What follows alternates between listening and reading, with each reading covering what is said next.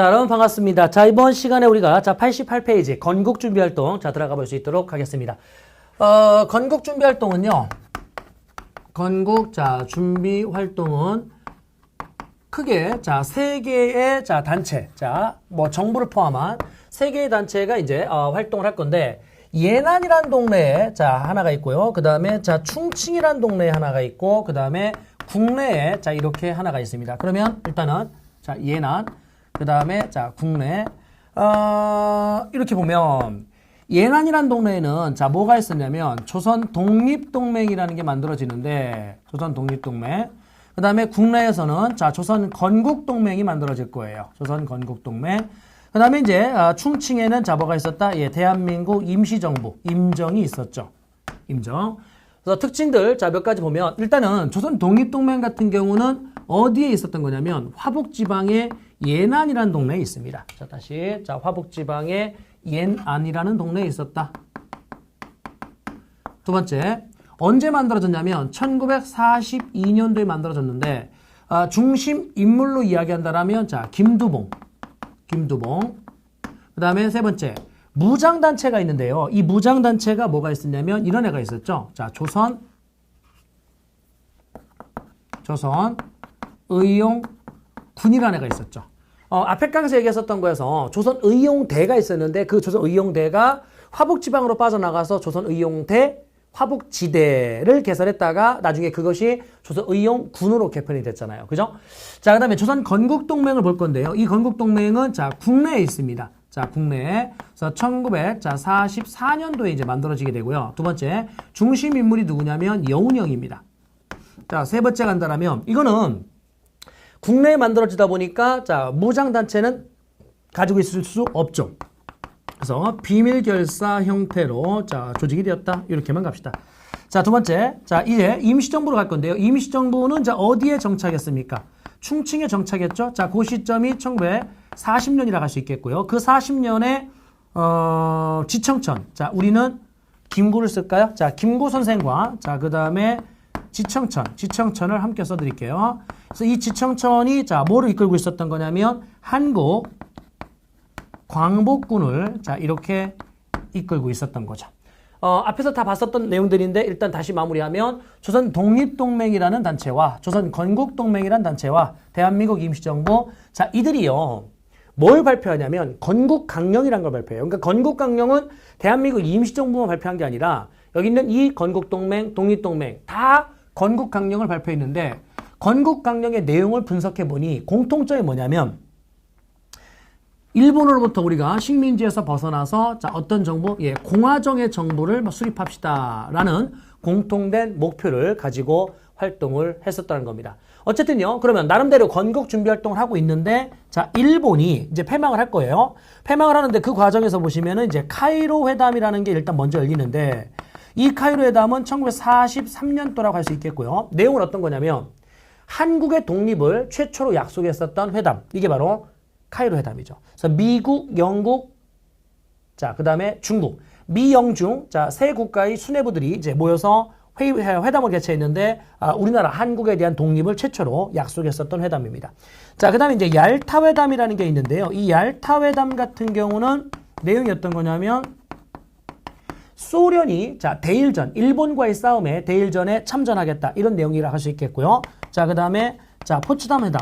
이 포츠담 회담에서는 일본의 무조건 항복을 요구했었던 그러면서 이 앞에 발표했었던 뭐가 있었죠, 여러분들? 카이로 회담 있잖아요. 이 카이로 회담을 재확인했었던 그런 회담입니다.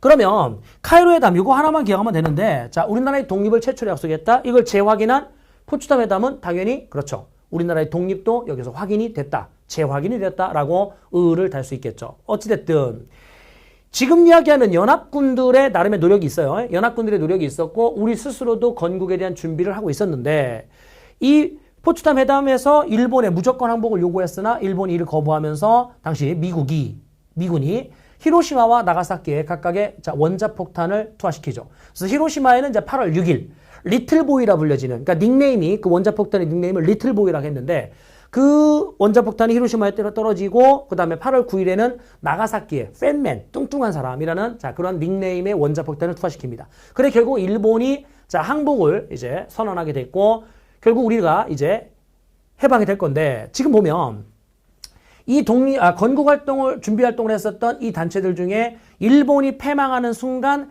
가장 발빠르게 움직일 수밖에 없는 그렇죠. 국내에 있었던 조선 건국 동맹이 가장 발빠르게 움직일 수밖에 없었다는 겁니다. 그죠? 그러면 얘네들이 일본이 패망하는 자 8월 15일 뭘 만드냐면 조선 건국 준비위원회라는 거를 자 발족시킬 거예요. 조선이란 말을 빼고 그냥 건준위라고도 이야기를 합니다. 건국준비위원회, 건준위.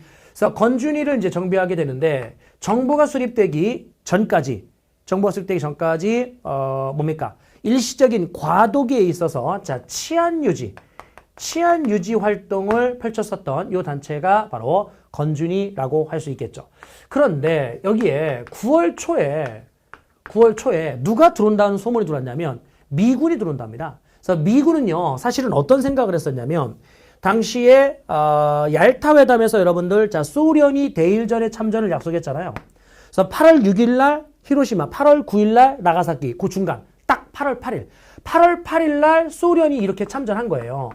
소련이 참전했는데 그럼 8월 15일에 일본이 패망한 이후에 소련이 이쪽에 있는 잔여 병력들을 다 이제 밀어내는 그런 역할을 할 건데 미군은요 어느 쪽에? 동남아 쪽. 이 동남아 쪽에서 자 일본의 잔여 병력들을 다 무장 해제시켜서 그들을 돌려보내는 자 이런 마무리 작업을 한단 말이야. 일본이 패망했는데 패망한 이후에도 끝까지 저항하겠다는 애들이 있거든요. 그래서 걔네들을 자 어떻게 무장 해제시켜서 완전히 전쟁을 종식을 시켜야 되는데 미군이 여기에서 나름대로 자 고전을 하고 있을 때 소련은 지금 이렇게 들어온 거죠.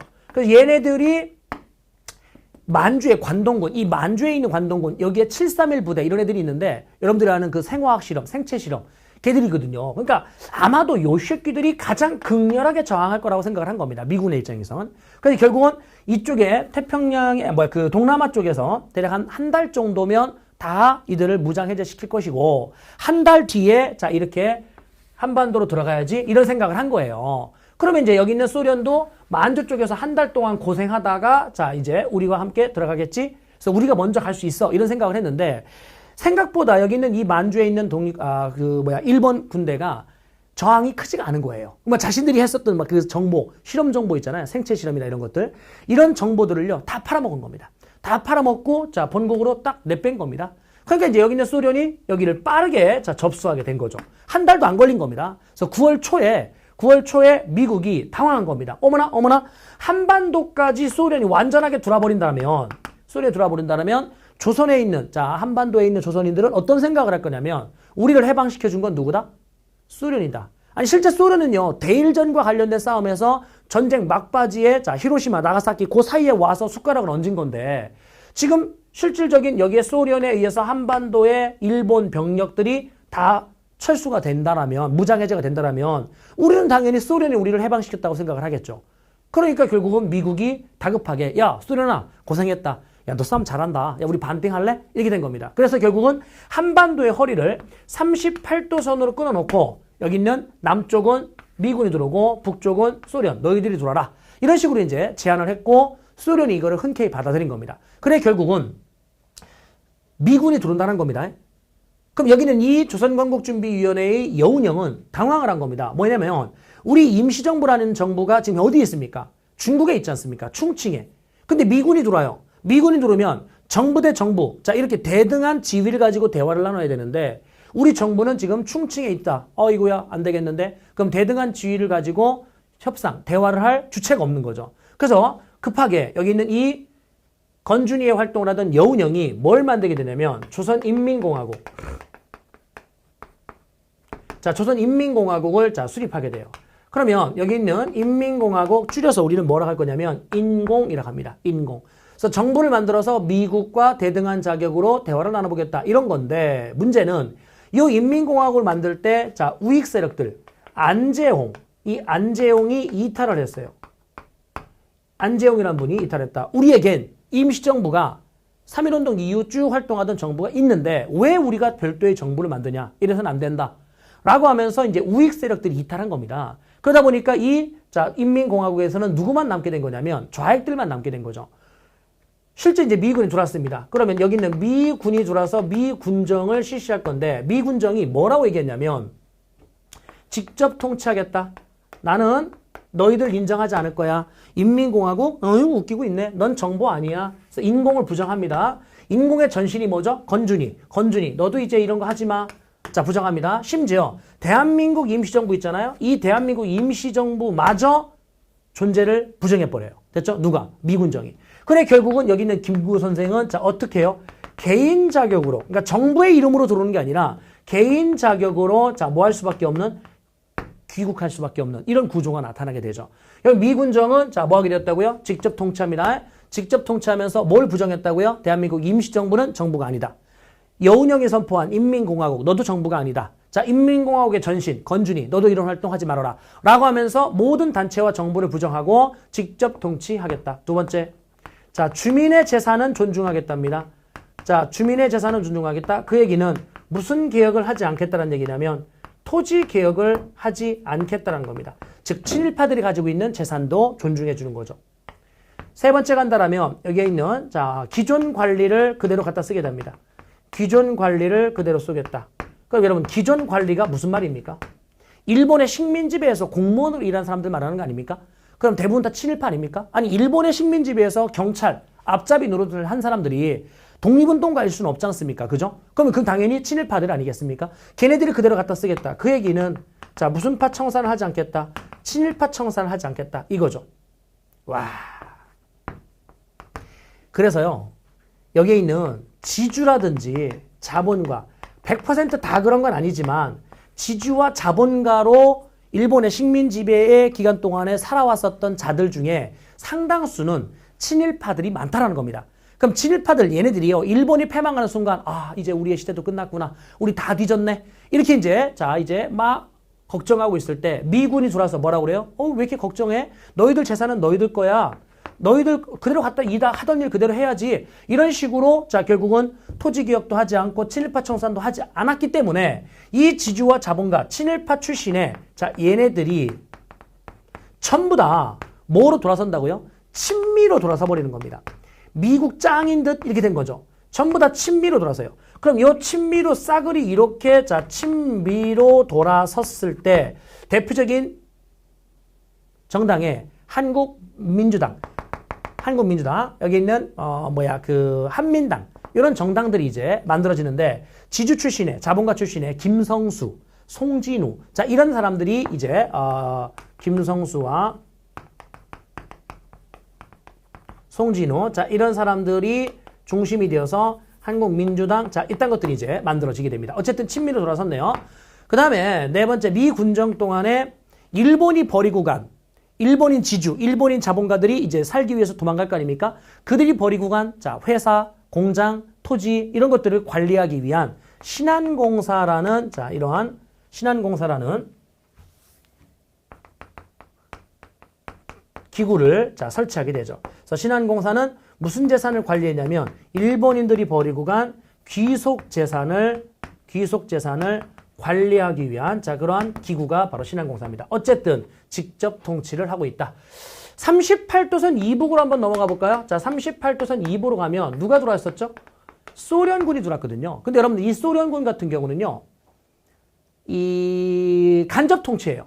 그래서 얘들은 자 무슨 통치할 거냐면 간접 통치를 할 건데 이 간접 통치를 하면서 북조선 임시 인민위원회 이런 거의 활동을 인정해 줍니다. 그러면 북조선 임시인민위원회 여기에 이제 위원장으로 이제 김일성 이런 이제 인물들이 있는 거고 얘네들을 중심으로 해서요 정부가 운영이 되는 거예요. 그래서 여기 있는 북조선 임시인민위원회에서는 자 뭘 하게 되냐면 친일파 청산을 합니다. 친일파 청산. 자 그리고 무슨 개혁을 할 거냐면 토지 개혁을 단행할 거예요. 토지 개혁. 그래서 친일파 청산과 토지 개혁을 단행하는데 이것 때문에 지주의 땅을 뺏고 자 이것들 어떻게 해야 돼요? 이제 농민들한테 토지를 이제 분배해주는 무상으로 몰수해서 무상으로 분배하는 토지개혁. 그리고 친일파들을 잡아서 이제 처단하는 이런 모습들이 이제 직접 나타나게 되는데, 당시에 이제 이 살기 위해서 남쪽으로 내려오는 월남하는 인구들이 많았다는 겁니다. 월남하는 인구들이. 그래서 월남, 남한의 인구가 더 많아지게 되죠. 아무튼요. 자, 그러면 소련과 미군정이 각각의 이렇게 한반도에 주둔하게 된다. 여기 있는 조선 독립동맹은요, 무장단체인 뭘 가지고 있었죠? 조선 의용군을 가지고 있었는데, 이 의용군이 무슨 내전을 도왔습니까? 국공내전을 지원했죠. 국공내전을 지원했고, 국공내전이 49년도에 끝나게 되는데, 끝난 이후에 북한으로 갑니다. 북한에 무슨 군으로 들어가죠? 인민군으로 편입이 될 겁니다. 나름대로요. 건국준비활동, 그 다음에 한반도의 상황은 38도선을 경계선으로 해서 소련군과 미군이 이렇게 주둔하고 있다. 예, 지울게요. 지우고 다시금 그럼 그 미국과 소련이 만나서 회의를 할 건데 어디에서 만날 거냐면 모스크바에서 만날 거예요. 그래서 모스크바 이제 삼상회의라는 게 이제 열릴 건데 제목은 다시 한번 다뤄볼까요? 모스크바에서 회의가 소집되었다. 언제의 모습이냐? 1945년 12월 달의 모습이다.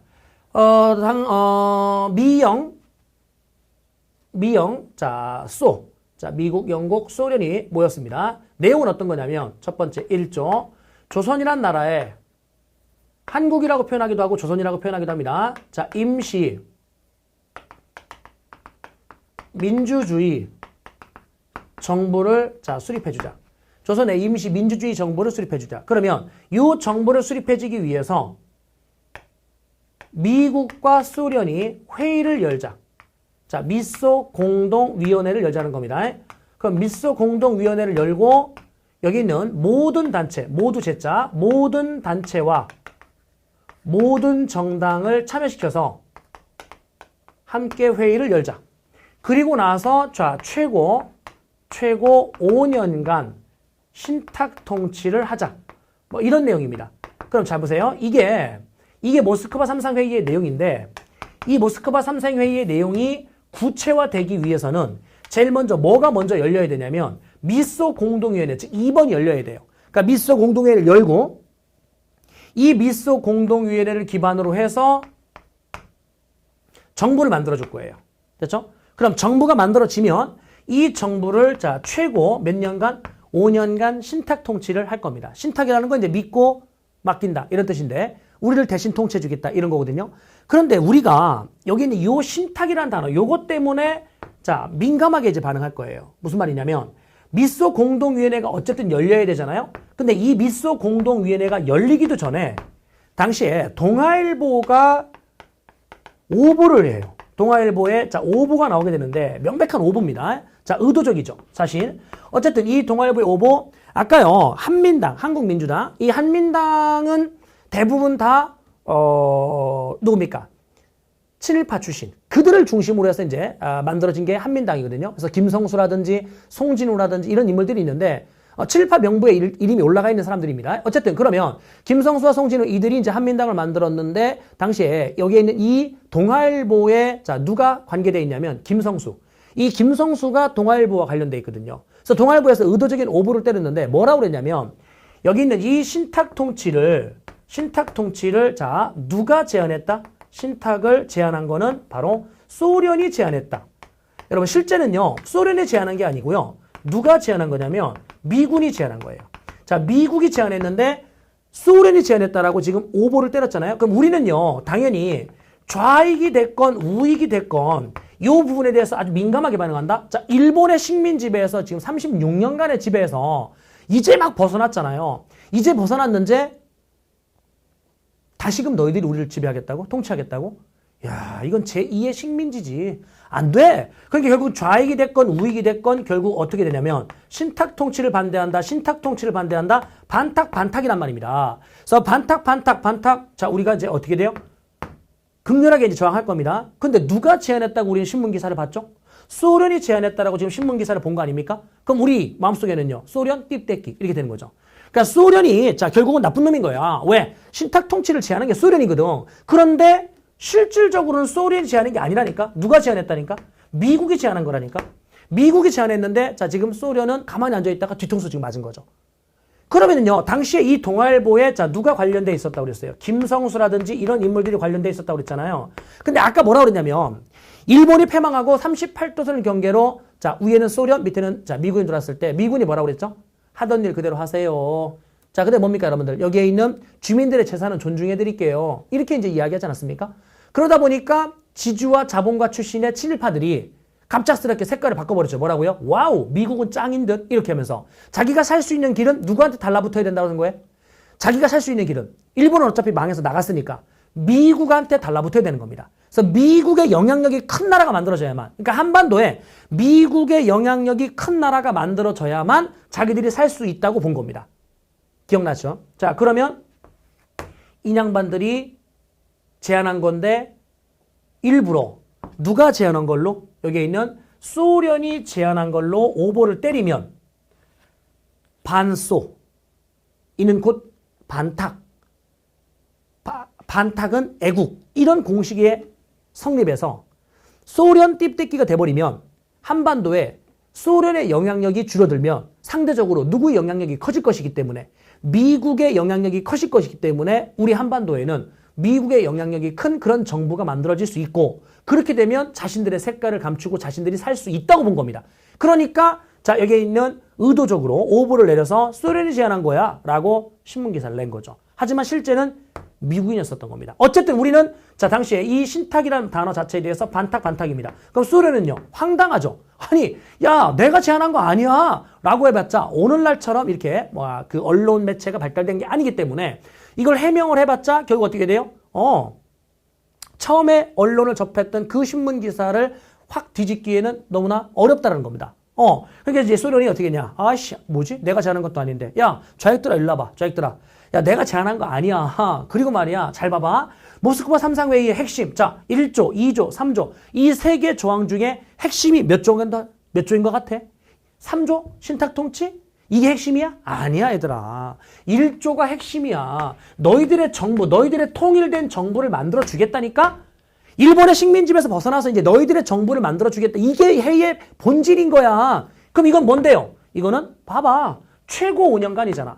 너희들이 능력만 된다라면 단 하루만 해도 신탁이라는 거는 끝날 수 있어. 좋아. 신탁이라는 부분에 대해서 너희들이 민감하게 반응하고 자, 이게 제2의 식민지라고 주장을 하는데 그렇다면 이게 최고 5년간이니까 능력만 갖춘다라면 단 하루만 해도 끝날 수 있는 거라고. 너희들의 능력 여하에 달려있는 거란 말이야. 그러니까 본질은 이게 아닌 거야. 이 회의의 본질은 너희들의 정부를 만들어주는 게 본질이라니까 라고 좌익들을 설득한 거죠. 근데 좌익들이 그러네 라고 이제 결국은 좌익들은 자 뭐로 넘어가느냐? 찬탁으로 돌아서게 됩니다. 그러니까 정부를 만드는 게 더 중요하다 라고 본 거죠. 그래서 찬탁으로 돌아서요. 그래서 찬탁과 반탁으로 이렇게 자 어떻게 돼요? 첨예하게 대립을 하고 있는 겁니다. 요 분열 상황인 거죠. 됐죠? 그러니까요. 지금 보면 우리 서울에 이제 많은 집회들이 나오는데 가끔 뉴스에서 보면은 태극기를 들고 와서 집회를 하는데 그 태극기 중간중간에 성조기가 이제 들려 있고 막 이러잖아요. 그러니까 이제 그 출발이 자 여기서 이제 나오는 거거든요. 어쨌든요. 자 그러면 지금 이야기하고 있는 이 모스크바 3상회의에서 2조의 미소 공동회의가 열려야 된다고 했는데 그 회의가 열리기 전에 이미 분열돼 있고 분열된 상황에서 드디어 열렸습니다. 자, 1차 미소 공동위원회가 열렸습니다. 그럼 1차 미소 공동위원회에서는 결렬이 될 겁니다. 결렬이 될 건데 결렬된 이유는 이렇습니다. 모든 단체를 참여시키자라고 분명히 얘기했죠. 모든 단체. 모든 정당을 참여시키자라고 얘기했죠. 그런데 소련이 자 뭐라고 한 거냐면 야 우리가 이 회의에 자 1조, 2조, 3조 중에 신탁 통치 내용도 분명히 들어가 있는데 이 신탁 통치에 대해서 반대하는 아이들 야, 이 회의의 핵심 중에 하나가 요건데 가장 큰 본질은 이거지만 여기도 하나의 자 조항인데 이거를 개무시하고 반탁을 주장하는 사람들은 야 참여시키지 말자. 그러니까 미소 공동위원회에서 모든 정당과 모든 단체를 참여시키자라고 분명히 언급을 해놨는데 소련이 뭐라고 주장하는 거냐면 찬탁 세력만 참여시키자. 그럼 결국 찬탁 세력은 누굽니까? 좌익들 아닙니까? 그럼 결국은 좌익에게 유리한 정부가 만들어지는 거 아닙니까? 그랬더니 미국이 뭐라고요? 야, 언론의 자유, 표현의 자유가 있지. 자, 각자의 생각을 표현하는 그게 뭐가 문제가 된다고 그래? 자, 모든 단체와 정당을 다 참여시키자라고 팽팽하게 맞서요. 그러니까 이 미소 공동위원회가 열려가지고 참여 주체를 누구로 할 것이냐. 이 문제만 가지고 2달 동안 싸웁니다. 그래서 1946년, 자, 여기 있는 그 뭡니까? 3월에서 5월 달까지 참여 주체의 문제를 놓고 팽팽하게 신경전을 벌이다가 결국 5월 달에 결렬돼 버린 겁니다. 이게 결렬되니까 우리 정부가 안 만들어지는 거잖아요. 그때 이승만이 자, 뭐 하느냐? 정읍 발언을 해요. 그럼 이승만의 정읍 발언은 뭐냐?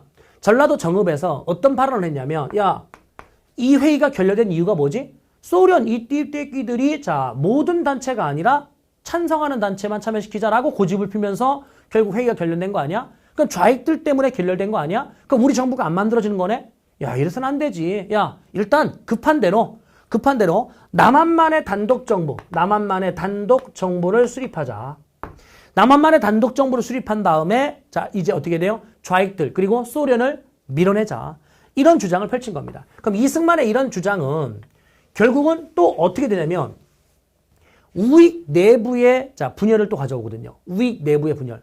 좋은 생각인데 아니야. 단독 정부 남한만 만들어 버리게 되면 허리가 끊겨. 라고 하면서 우익 내부에서의 또 갈등, 분열이 조장되는 거거든요. 그래서 이승만의 정권 발언 직후에 야, 이거 안 되겠다. 대립이 너무 격화되고 있다.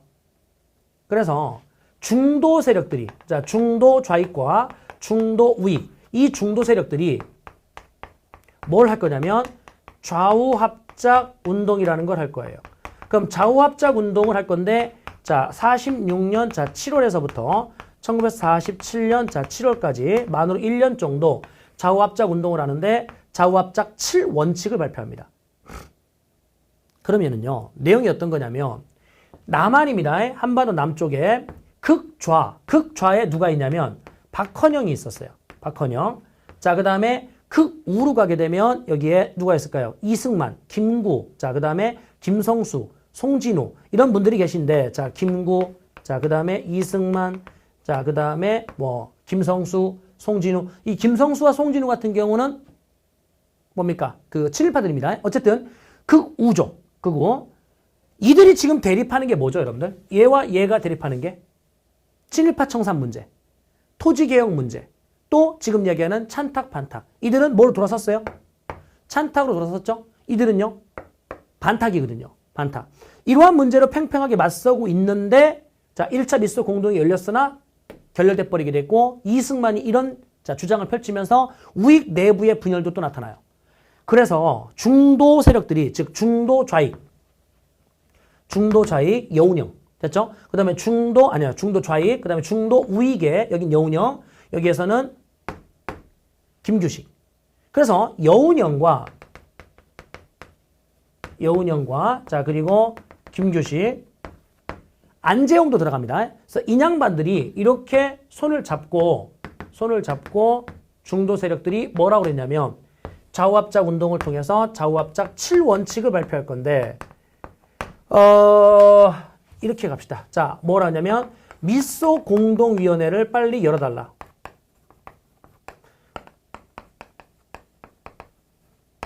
미소 공동위원회가 지금 결렬돼 버렸기 때문에 우리 정부가 안 만들어지는 거 아니냐 이거죠. 그러니까 미소 공동위원회를 뭐 해달라? 속개해달라 라고 요청하는 겁니다.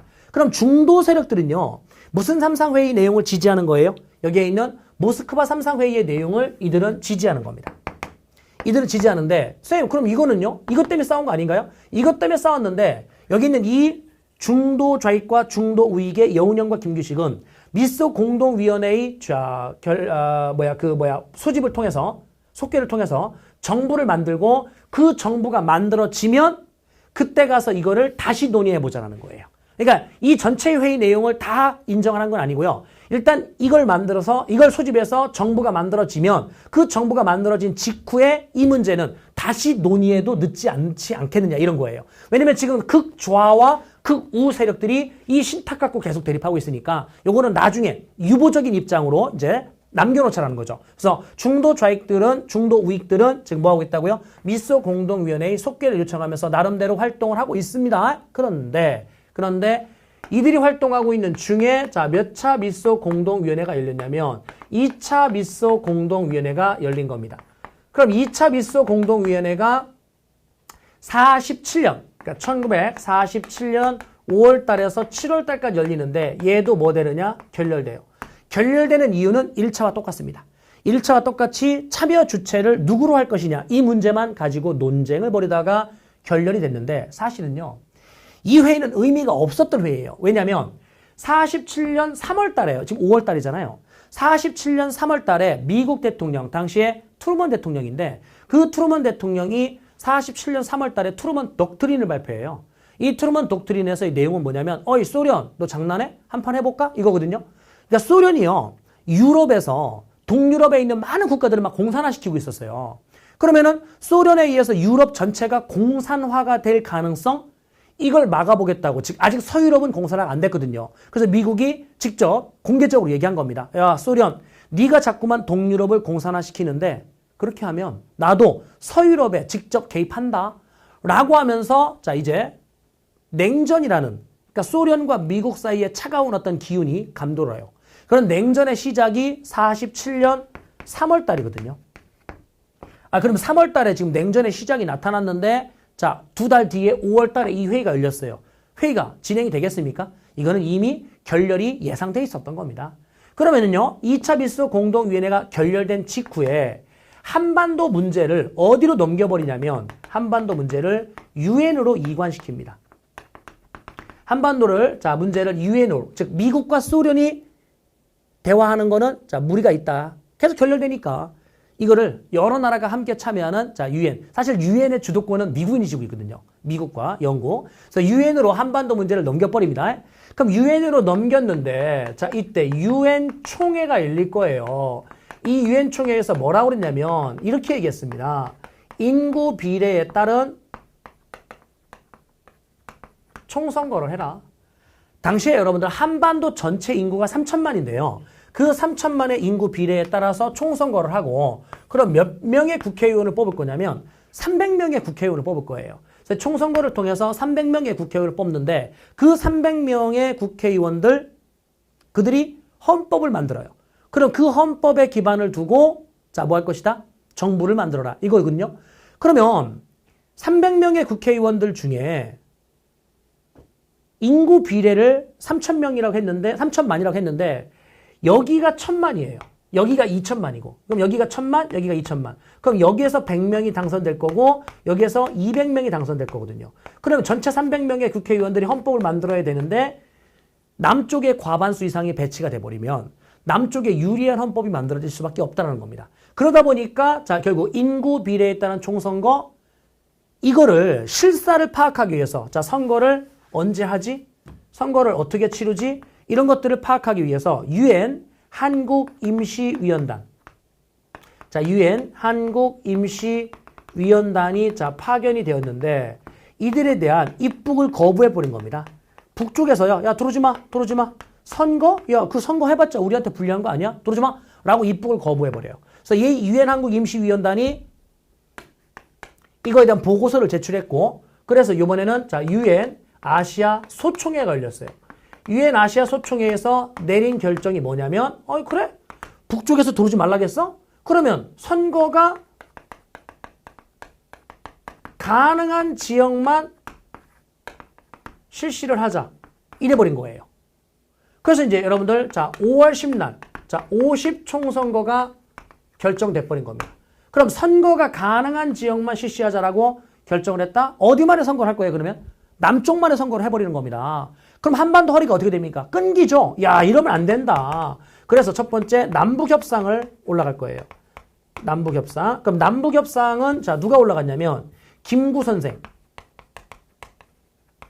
그 다음에 김규식 그래서 김구와 자 김규식 이 두 분이 북한에 올라가서 김일성과 김두봉 그들을 만나서 이제 사김회담 이런 걸 개최하고요. 남북 주요 정치인들이 이제 모여서 머리를 맞대고 남한만의 선거를 하면 안 된다. 이 남한만의 선거를 해버리게 되면 한반도 허리가 끊긴다. 이거 우리가 막기 위해서 노력을 해보자. 라면서 이제 남북협상을 갔다 왔으나 결국은 이 남북협상의 어떤 주장이나 이런 것들이 반영되지 못하고 남한만의 선거를 해버리게 됩니다. 언제? 1948년 5월 10일 날. 두 번째, 이 남한만의 선거를 또 막기 위한 노력이 또 있었는데요. 제주도 4.3 사건. 자, 이것이 이제, 벌어지는데, 당시에 이 4.3 사건에서는, 자, 좌익들을 중심으로 해서, 여기 있는 미군 꺼져라. 그리고 한반도 문제를 유엔으로 넘겼고, 유엔 소총에, 그래, 결국은 남한만의 선거가 결정돼버리게끔 만든 게 누굽니까? 미군 아닙니까? 자, 그러니까 미군 당신들 꺼져라. 남한만의 단독 선거 안 된다. 뭐 이런 주장을 펼치면서 4.3 사건. 물론 사건 자체가 이걸로 이제 좀 더 복합적으로 이제 확대되긴 하는데 일단 4.3 사건에서도 남한만의 선거를 반대하고 자, 여기 있는 누구 꺼져라? 미군 꺼져라. 이런 주장을 했기 때문에 공통적으로 본다라면 누구만의 선거를 막기 위한 노력이라는 거예요. 여기 있는 남한만의 선거를 막기 위한 나름의 노력이었었다는 겁니다. 이런 노력에도 불구하고 결국은 남한만의 선거가 5월 10날 치러집니다. 그러면 이들이 자 무슨 국회의원을 뽑을 거냐면 제헌국회. 제헌국회가 무슨 말입니까 여러분들? 헌법을 제정하기 위한 국회 이런 뜻이잖아요. 그래서 제헌국회의원들 남한만의 선거를 했기 때문에 얼마나 뽑아야 되냐면 200명을 뽑아야 되는데 실제 당선된 거는 198명이 당선돼요. 그 이유는 뭐냐면 제주도에서 이 4.3 사건이라는 게 계속 ING 진행 중이었었기 때문에 선거를 치르지 못하는 지역이 2개가 있었던 겁니다. 그러다 보니까 198명. 그리고 이 198명이 자 이제 국회의원으로 당선이 됐고 이들이 뭘 제정할 거냐면 헌법을 자 제정을 할 겁니다. 그래서 제헌절 7월 17일. 그럼 이 헌법의 기말을 두고 대한민국 정부가 자 이제 수립이 되는데 대한민국 정부가 수립이 되었다. 요 시점이 여러분들 자 8월 15일이 되죠. 그래서 우리 정부가 수립되자마자 자 북한에서도 조선민주주의 인민공화국이 9월 9일에 이제 수립이 됩니다. 당시 이제 유엔에서는 누구를 합법 정부로 인정했냐면 여기 있는 한반도 남쪽에 있는 우리 대한민국 정부를 유일한 합법 정부로 인정을 하죠. 얘는 정부로 인정해주지 않습니다. 어쨌든 조선민주주의 인민공화국 우리 대한민국 정부가 각각의 자 수립이 되어서 한반도의 분단이 이제 고착화돼 버렸죠. 38도 선으로 이제 쪼개놓은 거는 여러분들 일본이 패망한 직후 미국과 소련의 합의에 의해서 38도 선으로 쪼개진 거고 그 38도 선이 분단선이 돼버린 겁니다. 나중에 이제 6.25 전쟁이 벌어지면서 다시 이제 휴전선으로 바뀌게 되는데 어쨌든 자 이렇게 자 분단이 되었다. 전체 과정은 이제 교재에서 보신다라면 자 88쪽에서 조선 독립동맹, 건국동맹, 자 그다음에 임시정부 자 이들이 건국 준비 활동을 펼치고 있었다. 쭉 한 번만 연결해 보시고요.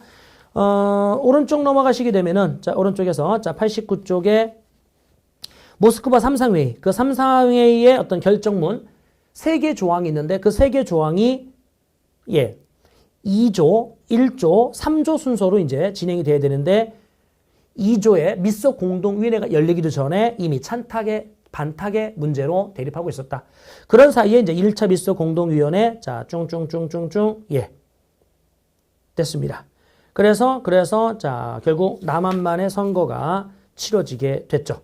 뒤로 넘어가게 되면은요. 91페이지 제헌국회가 나오는데요. 여러분 제헌국회는 헌법을 만들기 위한 국회 아닙니까? 그래서 헌법을 이미 만들어서 정부가 수립됐고 정부가 수립된 이후에 하위 법률들을 만들어야 돼요. 그러니까 헌법이 최상위법이고 그 밑에 이제 법률들이 만들어지는데 그 법률들 중에 시험에 나오는 법률 자 몇 가지가 있는데 보이시나요? 반민족 행위자 특별처벌법.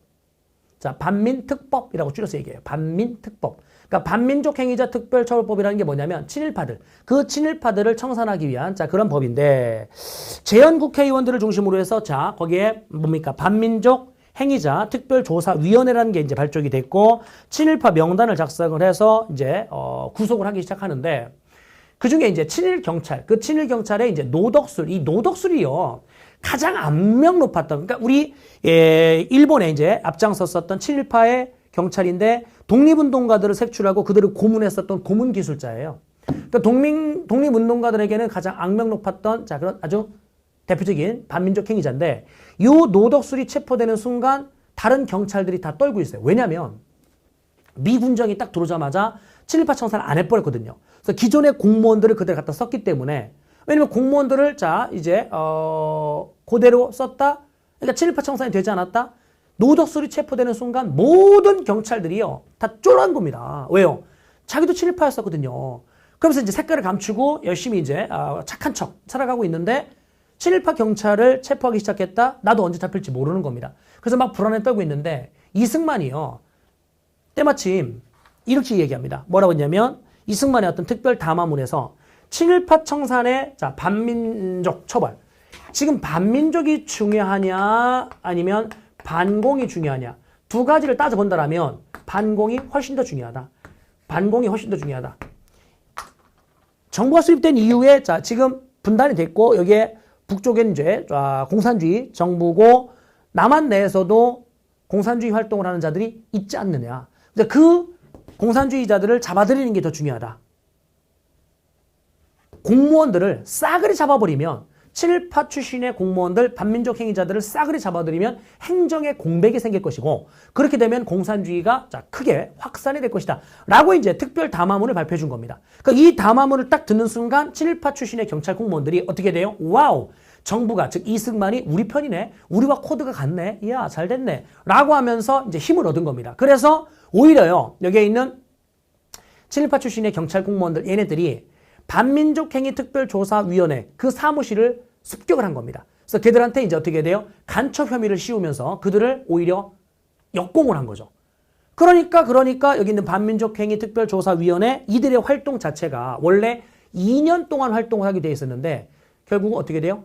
1년으로 활동 기간이 단축이 돼 버립니다. 그러면서 이미 구속됐거나 여기에 있는 재판을 회부됐었던 이런 사람들이 전부 다 어떻게 돼요? 집행유예나 이런 걸로 다 풀려나요. 그러니까 친일파 청산이 nothing, 전혀 이루어지지 않습니다. 그러니까 우리나라 같은 경우는 친일파 청산은 100% 실패, 완전한 실패입니다. 됐죠? 그래서 그 친일파의 어떤 뿌리를 두고 있는 자들은 자신들의 색깔을 계속해서 어떻게 돼요? 감추기 위해서 뭘 계속 앞에 내세우는 거예요? 반공.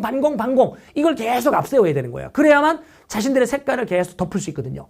자, 어쨌든요. 그게 이제 우리의 지금까지 이어져 오고 있는 하나의 아픈 역사라 할 수 있겠고요. 그래서 반민족 행위자 특별처벌법 친일파 청산은 실패.